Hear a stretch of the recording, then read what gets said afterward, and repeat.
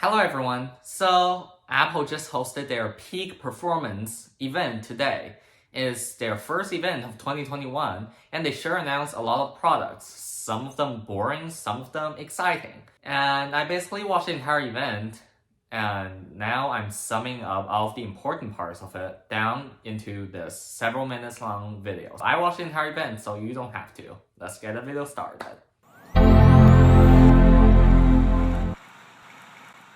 So first of all, Tim Cook appeared on stage and said, "Good morning," and announced some new exclusives coming to Apple TV Plus and a new Friday night baseball to Apple TV Plus. So if you like baseball and has Apple TV Plus subscription, I guess that would be for you.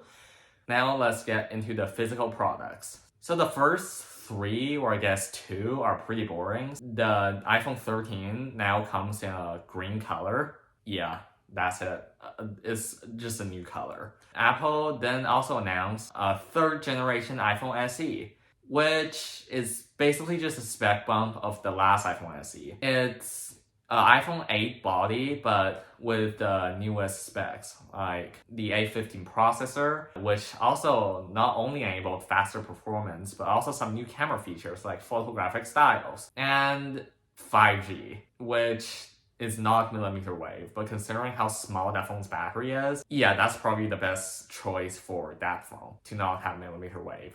And it now also starts at a slightly higher price of $429, which is $29 more than the previous iPhone SE. It also starts at 64 gigabytes of storage, which is a bummer.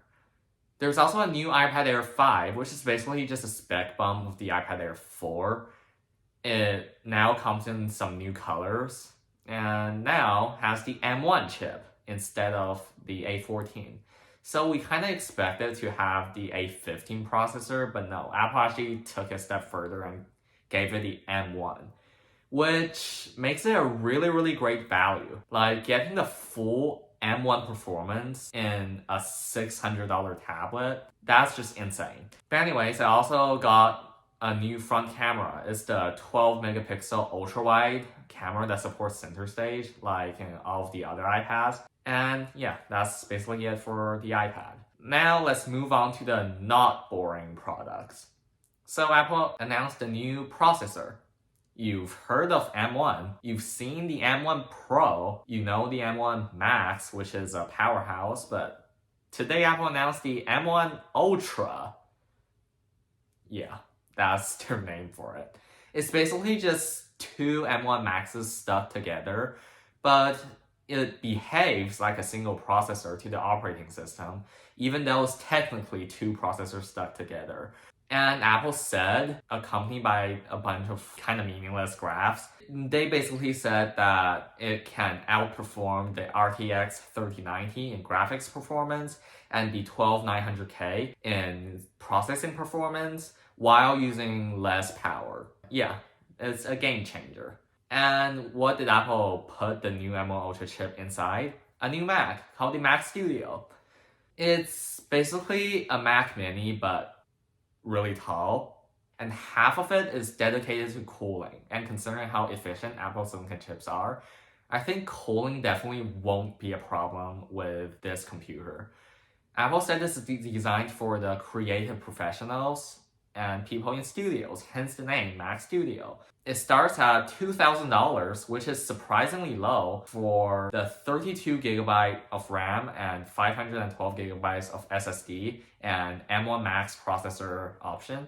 And you can upgrade it to 64 gigabytes of RAM, 1 terabyte of storage, and a full-fledged M1 Ultra for $4,000. Accompanying that is a new external display, which is Apple's first entrance into the kind of consumer display market in like almost a decade, or even more than a decade even. It's basically using the same panel as the 27-inch iMac, so it's a 5K panel. It also comes with a 12 megapixel webcam, so basically same front camera as in the iPad. It supports center stage, it's ultra wide, and it also has a really amazing set of speakers, at least claimed by Apple. It has 4 USB-C ports on the back, one of them Thunderbolt. And it even has an A13 processor built in to process the webcam's video and the audio from the microphones. So it's basically a display, but with a bunch of stuff added to it. And it definitely is really, really overpriced because for $1,600, you basically get like a 5K display with some other stuff added to it, which I personally don't think is worth it. And that basically sums up the event. Yes, some of the products are really boring, but some of it, like the Mac Studio, is pretty interesting. So thank you guys for watching, and bye!